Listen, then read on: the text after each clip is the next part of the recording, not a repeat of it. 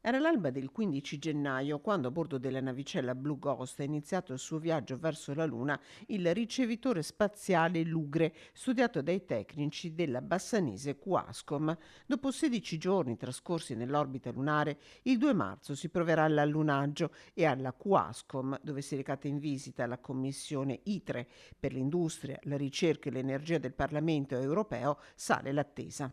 Siamo tutti in attesa e gli operatori sono giorno e notte nel mission control a seguire le attività e le operazioni e quindi andrà come andrà, però il nostro successo l'abbiamo fatto e lo spazio è sempre una sfida. Le possibilità di riuscita sono al 50%. Nel frattempo un primo record è stato battuto sul calcolo della posizione detenuto sinora dalla NASA a 200.000 km di distanza dalla Terra.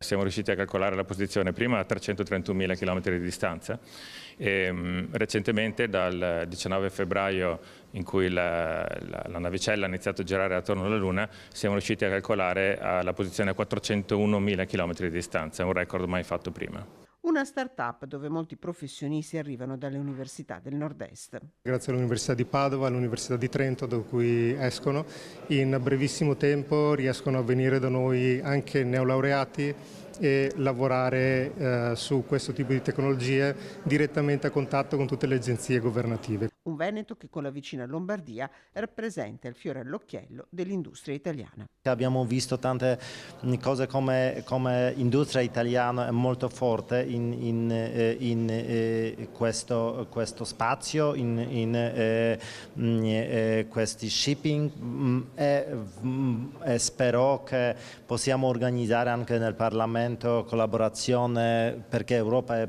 per collaborazione.